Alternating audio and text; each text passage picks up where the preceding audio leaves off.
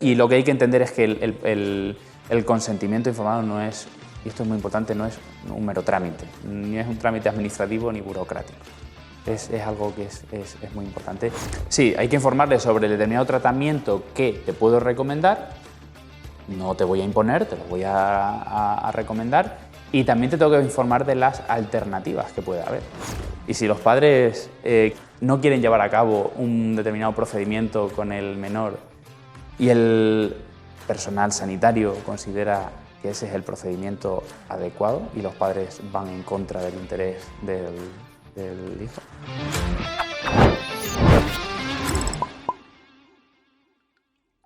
Bueno, pues bienvenidos a Emprende Salud.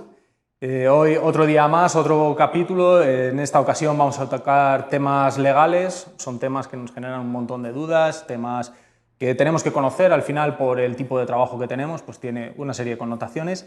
Y bueno, qué mejor para acompañarnos en el día de hoy que Enrique Nieto. ¿Qué tal, Enrique? Muy bien, encantado de estar contigo esta tarde. Pues nada, bienvenido. Y nada, por poneros un poquito en situación, quienes no conozcáis a Enrique, es abogado especialista en Derecho y Nuevas Tecnologías, en Derecho Sanitario, licenciado en Derecho en la USAL, máster en Práctica Jurídica y máster en Abogacía Digital y Nuevas Tecnologías.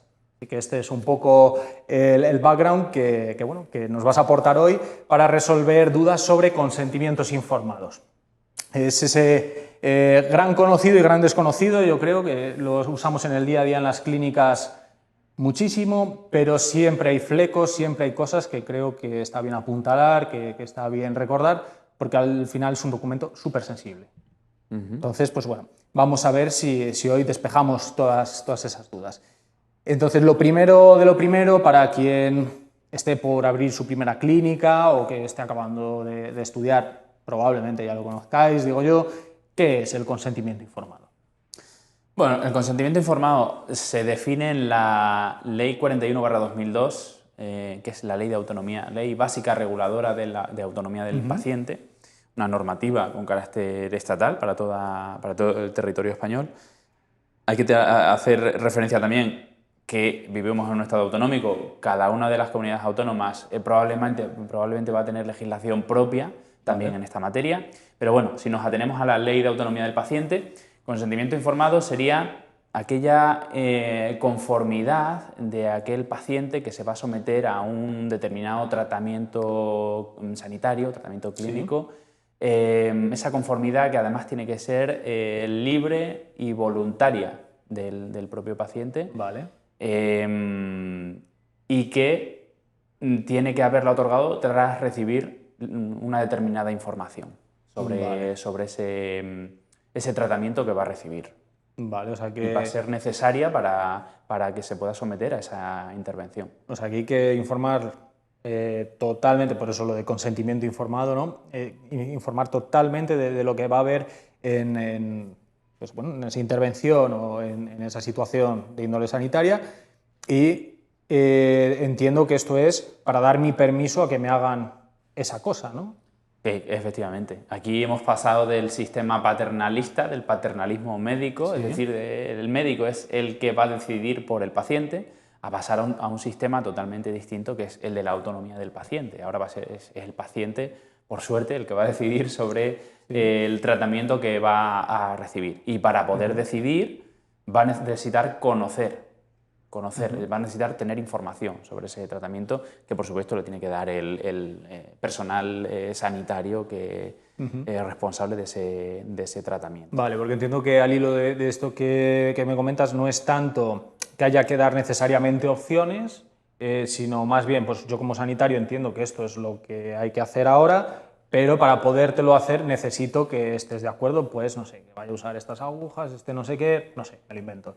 Por ahí iría la cosa, ¿no? Sí, hay que informarle sobre el determinado tratamiento que te puedo recomendar. Sí. No te voy a imponer, te lo voy a recomendar. Y también te tengo que informar de las alternativas que puede haber. También tenemos que poner las alternativas en ese documento. Efectivamente. Vale. Que ponerlas en ese documento, hay que destacar que la Ley de Autonomía del Paciente te habla del consentimiento por regla general, es verbal. ¿Vale? Vale. El consentimiento por regla general es verbal. Ahora bien, es necesario que el consentimiento informado se haga por escrito en una serie de situaciones. Vale. ¿Cuáles son esas situaciones? Pues son principalmente 3.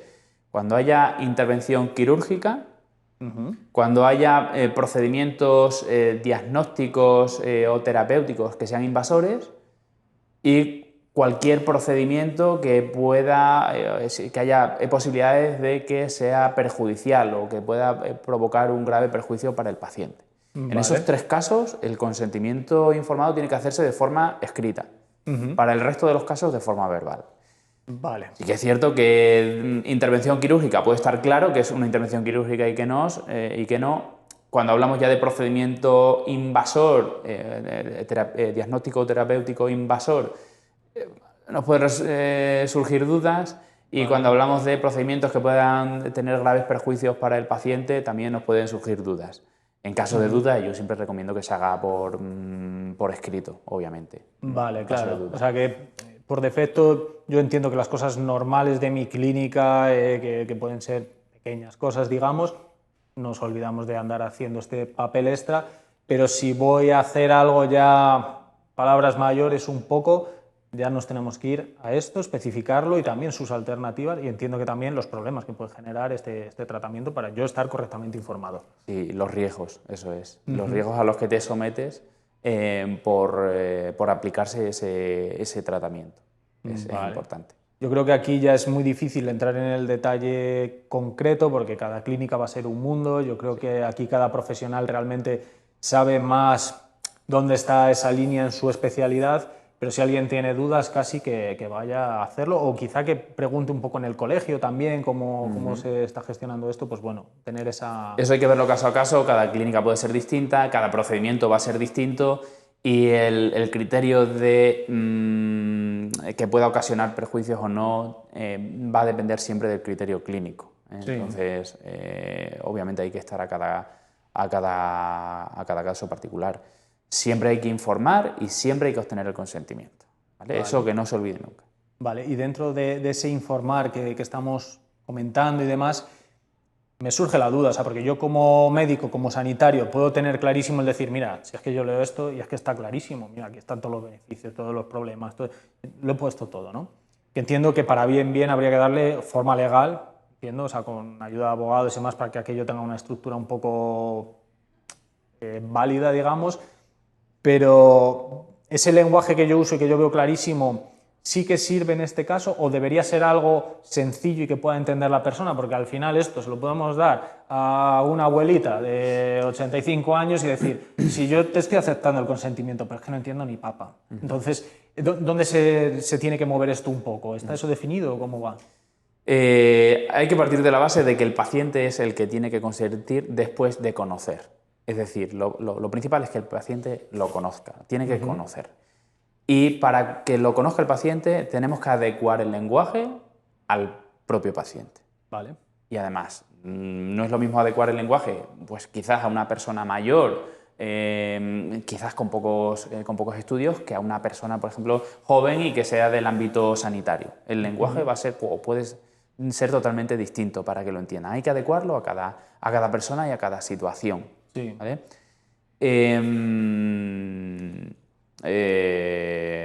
Bueno, eso es básicamente lo que habría que hacer. Sí. Y lo que hay que entender es que el consentimiento informado no es, y esto es muy importante, no es un mero trámite, ni es un trámite administrativo ni burocrático. Vale. Es algo que es muy importante. Y también si nos ponemos en la piel del paciente, muchas veces se encuentra en una situación también de vulnerabilidad, ¿no? Sí. Darle ese derecho que tiene a conocer y a consentir. Y para que pueda consentir, tiene que haberlo conocido y haberlo entendido. Entonces, sí. Ese lenguaje hay que adaptarlo a cada caso particular. Se puede complementar siempre, quiero decir, si el consentimiento se va a recabar por escrito, bueno, el lenguaje en el texto puede ser quizás un poquito más técnico, sí, siempre que se explique. Y también se le explica verbalmente, con independencia de lo que ponga en el papelito que nos vaya a firmar. Claro, porque al final lo último es el papel que nos firma, en el que viene lo que es. Evidentemente no va a quedar una constancia de esa parte verbal. Entendemos pues, que la tenemos que hacer un poco también, un poco esa decencia, esa ética de, oye, sepa esta persona lo que vamos a hacer y no vamos a hacer, pero bueno, que nos tenemos que agarrar a esa firma y a ese papel, porque la parte verbal en estos casos que decíamos ya de palabras mayores un poquito, la palabra se nos queda corta, nos tenemos que ir al papel. Entonces, pues entiendo que sí, que podemos utilizar un lenguaje más o menos sencillo, pero lo técnico tiene que ser técnico, porque es que es lo que es, entonces, más remedio. Y imagino que esto, pues lo suyo es que igual alguien nos ayude a darle un poco forma y no seamos nosotros en nuestra casa un poco poniéndolo como nos parece, o eso normalmente la gente cómo crees que lo suele hacer, cómo crees que sería lo idóneo. Yo creo que la respuesta más o menos... Bueno, aquí hay una buena parte o una parte importante clínica, que tiene que ser el propio personal sanitario el que lo tiene que redactar, porque nadie mejor que él va a saber informar. Dicho eso, el consentimiento informado tiene que recoger una serie de cuestiones que son obligatorias. Vale. Y esa serie de cuestiones es la ley la que lo dice, y es cogerse un checklist. Yo cada consentimiento informado que reviso tengo que cogerme mi checklist y comprobar que está, al menos todo eso está en forma puesto en el documento. ¿Cuál es esa información que tiene que constar? Pues aquí, bueno, no vamos a decir todo porque no tengo mi checklist delante, pero... clasificado en datos de identificación, pues la identificación del paciente, también la identificación del profesional sanitario que le va a realizar el tratamiento, el lugar, fecha y firma del documento, en el caso de que la firma sea por el propio paciente, o sea, por tutores también. Luego, relativo a la información, pues tienen que constar toda la información sobre el procedimiento que se va a llevar a cabo sobre el paciente, los beneficios que se esperan, los riesgos que se esperan de o que pueden ocasionar como consecuencia de ese tratamiento o de esa intervención. Todo eso tiene que quedar reflejado en el consentimiento. Vale, genial. O sea que sí que como expertos sanitarios sí que podemos dar esa primera forma al documento, pero luego va a haber que hacer ahí una comprobación legal de que esto cumple para que lo estemos haciendo bien, porque nos puede pasar muchas veces que lo estamos haciendo y entre hacerlo y hacerlo bien sí que hay diferencia luego a nivel de repercusiones y demás, que lo comentaremos más adelante, ¿no? Este tema de la firma del consentimiento, lo hemos comentado en otra ocasión, entiendo que con menores tiene su particularidad de edad, mayores de 18, ¿no? ¿Quién firma qué? ¿Padres, hijos? ¿Eso un poquito cómo va? Bueno, entramos en el ámbito de la minoría de edad, que causa tantas dudas, y a todo el mundo nos causa muchas dudas. Cuando hablamos de menor de edad, hablamos de menor de 18 años en España, y lo que hace la legislación con los menores de edad, en cualquier sentido, es ir dando una mayor autonomía a medida que el menor de edad va creciendo, va cumpliendo años y va madurando. Entonces, dependiendo de para qué vayamos a recabar el consentimiento del propio paciente menor de edad, la ley nos va a decir una edad u otra edad. En protección de datos, por ejemplo, la edad que se marca son 14 años, pero a nivel asistencial, la edad que te marca la ley para poder consentir someterte a una determinada intervención o tratamiento van a ser, por regla general, 16 años. ¿Vale? Es decir, que a partir de los 16 años va a ser el propio menor de edad, 16, 17, ¿se entiende? Obviamente a partir de 18 también, siempre que no esté incapacitado judicialmente. 16, 17 va a consentir a priori el propio menor de edad, ¿vale? El quedar sometido. Sí que hay algunas excepciones que serían cuando el propio personal sanitario considera que el menor de edad, mayor de 16 años, no es lo suficientemente maduro para entender el procedimiento y las consecuencias de esa intervención. Esa sería una excepción, en cuyo caso firmarían los padres. Esto también es muy subjetivo, tiene que analizarlo con cada menor de edad, mayor de 16 años, y para cada procedimiento, porque un menor de edad puede ser maduro para decidir una cosa, pero no para decidir otra. Por eso digo que genera tantas dudas el tema de la minoría de edad, no es tan sencillo. Sí. Y luego, por otro lado, las intervenciones que puedan resultar de especial gravedad para los menores, aunque sean mayores de 16 años, también consienten los padres, no el menor. Vale, o sea que ahí casi tendríamos que ir un poco a qué es lo que estamos haciendo en concreto para este consentimiento y ver a qué nos tenemos que agarrar, pero bueno, por norma general estamos diciendo que esos 16 años es un poquito la... Eso es, a nivel asistencial, 16 años. Luego, como digo, a nivel de investigación se fija en otra edad, a nivel de protección de datos también. En cada ámbito la ley va fijando una edad distinta. Por eso también surgen muchas dudas en relación a los menores. Sí, porque en protección de datos es distinto, lo hemos comentado en otra ocasión, podéis ir a ese capítulo del podcast y aprender todo sobre protección de datos.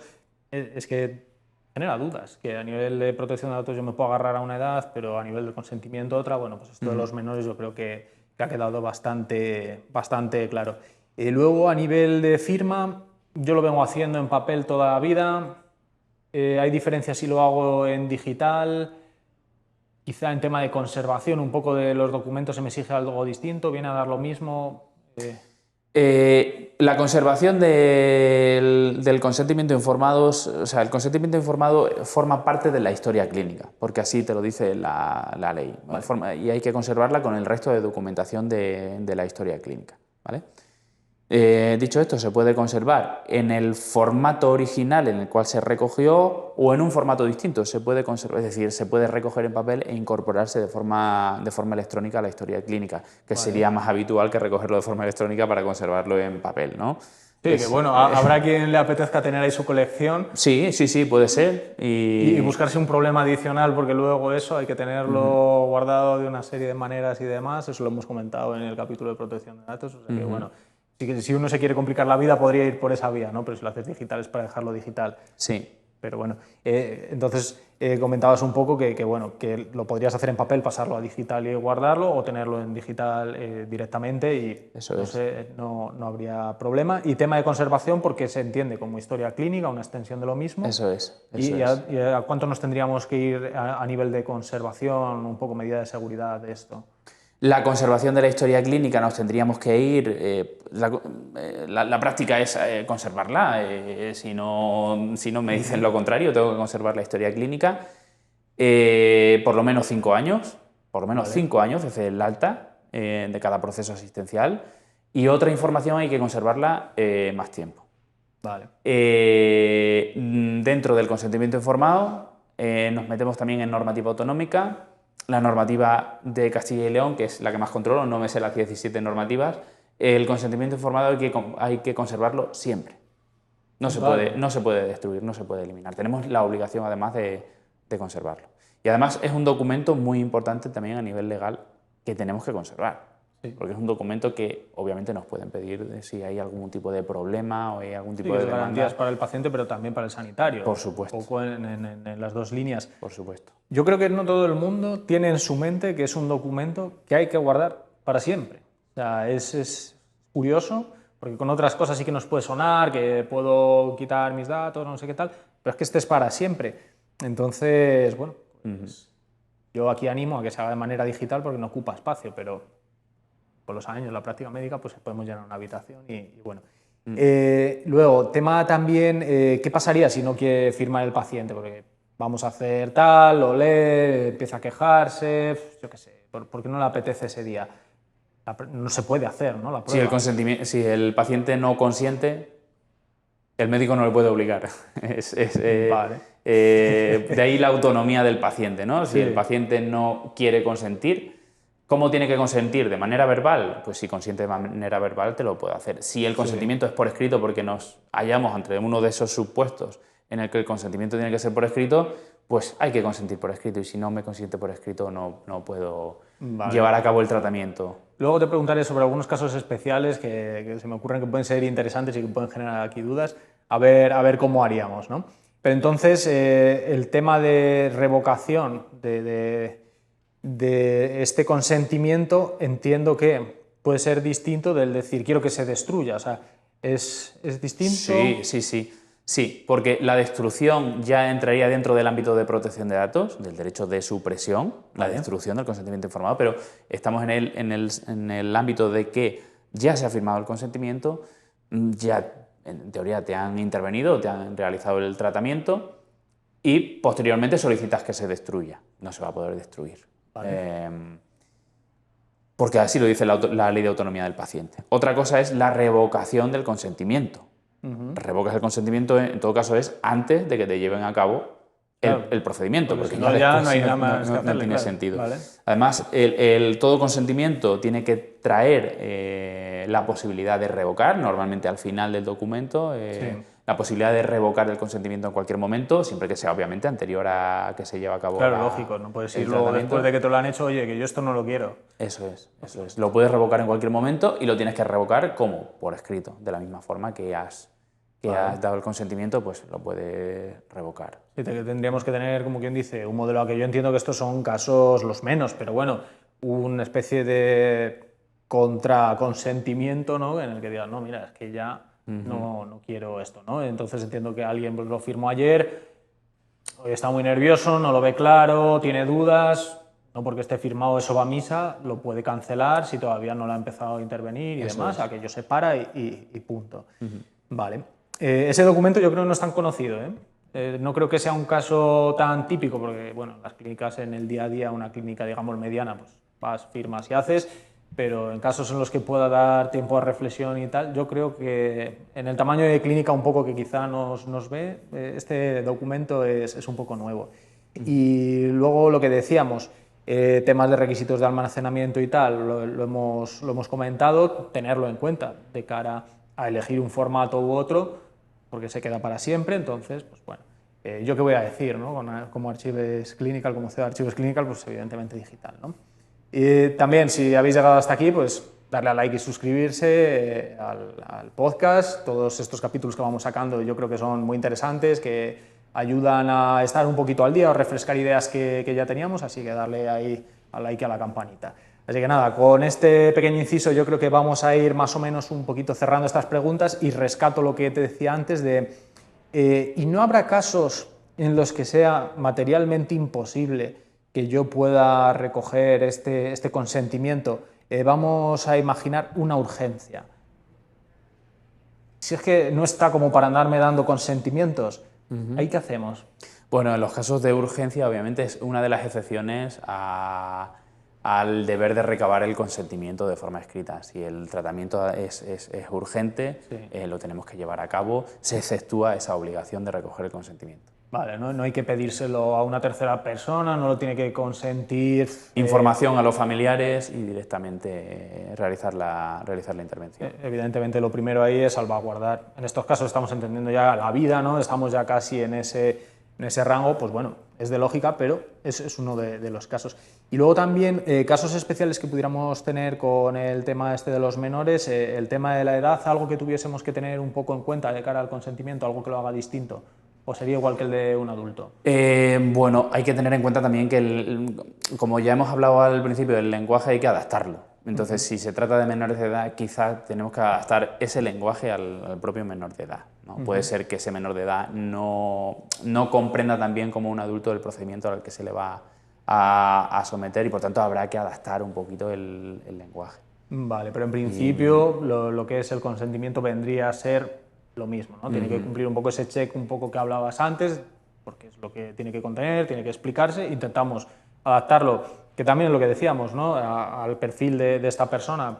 Podemos tener cosas un poquito más complejas o más sencillas, aunque yo creo que la versión sencilla de este tipo de documentos siempre es casi la más acertada porque nunca sabemos, entonces si lo entiende todo el mundo, pues casi que mejor que ponernos estupendos y tal, yo creo que no es el momento. Y demás. Entonces, pues bueno, otra duda aclarada que a veces también os habéis preguntado, oye, ¿el consentimiento del menor tiene que ser distinto? Bueno, pues, vamos a hacer... Tienen que ser distintos en el sentido de que además si firman los tutores o representantes, padres y demás, obviamente hay que habilitar el apartado también para la firma de esos progenitores o de esos tutores. Vale, o sea que aquí tiene que firmar pues, más personas. Y te puede surgir la pregunta, ¿y si los padres no quieren llevar a cabo un determinado procedimiento con el menor y el personal sanitario considera que ese es el procedimiento adecuado y los padres van en contra del interés del hijo? Pues es complicado, o sea, yo entiendo que claro, yo diría, si el interés del hijo es este que dicen los sanitarios y tal, se tiraría por ahí, pero claro, también puede ser opinable, ¿no? Consienten los padres, si los padres no quieren consentir. Claro, por El, eso... el personal sanitario Sí. ofrece el procedimiento que entiende que es el adecuado para tratar esa patología. Y los padres no están dispuestos. Bueno, esto se da mucho también con testigos de Jehová y negativa a Sí. transfusiones sanguíneas y demás, ¿no? Los padres no quieren. ¿Cómo resolvemos esto? No lo sé, a mí que no me mire. No tengo la respuesta. Esa es una de las preguntas que también nos hacemos en muchas ocasiones. En este caso hay un concepto jurídico que es el interés superior del menor. Siempre tenemos que tender a satisfacer el interés superior del menor. Los padres están obligados a ver a los hijos y a satisfacer ese interés superior del menor. ¿Qué ocurre si ese interés superior del menor se considera que los padres no lo están ejerciendo? En este caso, el procedimiento es el personal sanitario tiene que ponerse en contacto con el juez o a través del Ministerio Fiscal y el juez tiene que decidir. Vale. En teoría deciden los padres, pero los padres entendemos que están decidiendo algo que va en contra del interés de su hijo. Sí, que no es algo así opinable, estético o algo de esto, o sea, que estamos hablando de palabras mayores, que el sanitario sabe que es que esto tiene que ir por este cauce, porque es que es como sabe que tiene que ir, se encuentra con este problema y tenemos que ir a alguien que tiene que comerse un poco, vamos a hablar burdamente, el marrón, de decir para este lado o para este, y es un juez y para eso... Eso es, el juez puede decidir que el padre no está velando por ese interés superior de su hijo y obligarle a que se realice la intervención. Vale. Y otra duda que se plantea también con mucha frecuencia a ver. y cada vez más es ¿y qué pasa si viene solamente un padre con el niño? ¿O qué pasa si los padres están separados o divorciados? En este caso, ¿quién firma el consentimiento? ¿No? Por ahí viene la pregunta. El consentimiento, dependiendo de qué intervención se vaya a hacer, si es una intervención rutinaria, sencilla, etc., bastaría con el consentimiento de uno de los padres, Vale. que venga con el menor.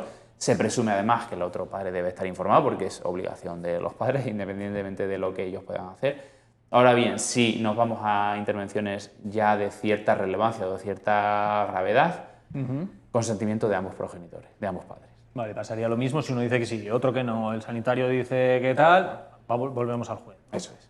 Vale, pues esto es muy curioso porque hay veces que genera esas dudas, ¿no? De quién tiene que dar el consentimiento sobre estos temas.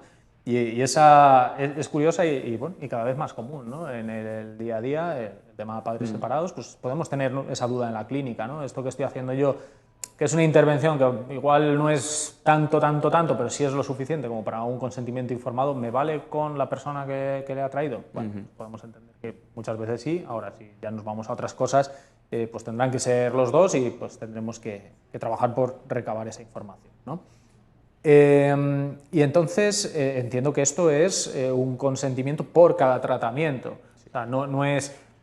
Porque a mí se me ocurre, por comodidad, porque yo igual soy un poco así, cojo y digo, no, mira, voy a hacer uno muy completo, que trae aquí todo, y lo firmamos una vez con la protección de datos al principio, cuando empieza la clínica, y ya está. No puede ser, porque es un tratamiento es un consentimiento informado para un determinado tratamiento o intervención, no para otras. Entonces sería imposible recoger un consentimiento tan completo. Además, eso no se podría considerar tampoco informar, ¿no? Sí, no, habría que informar de demasiadas Si me van a cosas, realizar una determinada técnica, no me puedes informar de las 100 técnicas que yo hago en mi clínica. No, porque yo me voy a hacer una de ellas. Entonces me tienes que informar sobre eso y sobre los riesgos que voy a tener por someterme a esa intervención. Así que un poco esa tentación por comodidad que podemos tener de decir, mira, yo hago aquí un documento muy gordo y con esto ya mis 5, 6, 7 cosas que yo sé que son las más grandecitas que hago, las resuelvo de una. No puede ser. No, se desnaturalizaría además completamente el sentido del consentimiento. Sí, nos estaríamos buscando probablemente un problema, ¿no? Porque igual estamos como queriendo calzar igual cosas, pues no sé. Yo creo que claro ha quedado que cada cosa por su sitio, cada documento por su técnica y solucionado. Y si dos tratamientos son muy parecidos o así, o sea, también lo seguimos haciendo dos, ¿no? Porque al final van a tener sus detalles y como los tenemos que informar bien. Se tiene que informar en cada caso de cada procedimiento. Entonces, pues bueno, aunque se parezcan mucho, Como decía antes, esto no es un trámite, no es un mero trámite administrativo. Es un documento que tiene mucha relevancia y a nivel legal además tiene mucha relevancia, claro. Sí, hasta el punto de conservarlo para siempre, que pocas cosas hay para siempre, pues sabemos que una de ellas va a ser los consentimientos informados. Y ya por cerrar un poco todo lo que estamos comentando, porque estamos aprendiendo qué es lo que tenemos que hacer, cómo tiene que tener un poco de pinta ese documento, cuándo lo tenemos que usar, muy bien. Pero todo esto muchas veces viene incentivado también, lo queramos o no, pues por una serie de sanciones, una serie de problemas, ¿no? Entonces, ¿qué podría pasar si yo no tengo directamente el consentimiento informado? Pues se me ha pasado. Si es que estoy a mil cosas, se me ha pasado esta vez. Un poco a qué me puedo estar enfrentando. Bueno, la falta de consentimiento puede conllevar a una responsabilidad civil. La responsabilidad a la que conlleva la falta de consentimiento. Una responsabilidad civil, es decir, una indemnización para el paciente por no haber tenido su consentimiento. Es una infracción de la lex artis, una mala práctica, obviamente, es un deber para el personal sanitario que no se ha cumplido y se considera que el hecho de que el paciente no haya consentido le puede causar un daño moral, ¿vale? Normalmente este tipo de reclamaciones van unidas también a un daño físico, es decir, el paciente, por lo que sea, no ha terminado bien su intervención, se le puede haber ocasionado un daño físico, ya sea por negligencia o no, pero la reclamación puede estar ahí. Una cosa es el daño físico como consecuencia de la intervención. Vale. Otra cosa es lo que se ha considerado que es el daño moral por falta de consentimiento. ¿Vale? Se considera que no hay consentimiento, que el paciente no ha podido consentir porque además tampoco estaba informado y yo no lo he podido probar porque no tengo ese consentimiento. Y eso nos lleva a una responsabilidad civil que es independiente de del daño físico que se le puede haber causado por la negligencia. O sea, es independiente, no es algo como que lo agrave la situación de decir, no, es que he tenido ahí dejadez, o sea, por un lado va una cosa y por otro lado va independiente. Se otra. podría considerar que se ha producido un daño que no se ha producido por negligencia, sino que, bueno, que era resultado de la operación. De hecho, en el consentimiento informado lo ponía, que era uno de los posibles riesgos, con lo cual, en esa parte no va a haber responsabilidad. Pero, si no hay consentimiento, ¿qué pasa? Que nos enfrentamos a esa responsabilidad civil solamente por falta de consentimiento. ¿Vale? Y aunque vaya bien la intervención, también podríamos llegarnos... También. Es más raro que alguien vaya a aparecer y decir, ¿dónde está mi consentimiento? Y como no está, ya se meta en follones y tal. Pero sí que solo por el hecho de no tenerlo, aunque las cosas vayan bien, ya me estoy exponiendo al problema. Sí. Que es que también podemos caer en eso, decir, no, pero si es que esta intervención la hago siempre, esto sale como churro, sale siempre bien y tal. Bueno. Sí. Nos enfrentamos a una posible indemnización y además con la inseguridad jurídica o con la inseguridad jurídica que te da el no tener una normativa que nos diga cuál va a ser esa indemnización. Porque vale, o sea que eso no está atado, se paga tanto... No, es apreciación libre por parte del juez o del tribunal. Sí que había planes de sacar un proyecto de ley para establecer unos baremos orientativos y demás, pero es hoy por hoy libre apreciación del juez o del tribunal, dependiendo también del daño que se haya ocasionado. Es decir, dependiendo del caso concreto se puede fijar una indemnización. Esta indemnización va por vía civil, si es una clínica privada, si es una administración pública iría primero vía responsabilidad patrimonial, pero bueno, estamos hablando de responsabilidad pecuniaria, de una indemnización Sí.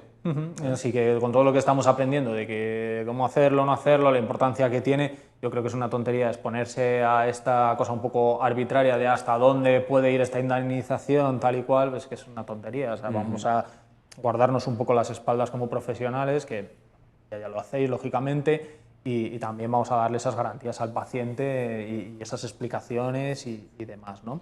Y lo mismo entiendo que irá por la línea de si el consentimiento es correcto, tiene esos checks un poco que hablábamos y demás, o sea, podría entenderse que no es válido por falta de estas comprobaciones, esta estructura o este... Claro, sí, se podría considerar perfectamente que el consentimiento del paciente no era libre y voluntario porque no tenía toda la información. Es decir, se puede recabar un consentimiento informado con una línea que te informen de muy poquito, pero eso no se puede considerar, que es un verdadero consentimiento informado. Sí. No se va a poder acreditar que el paciente estaba informado, porque Vale. es una línea muy pequeña, por ejemplo, ¿no?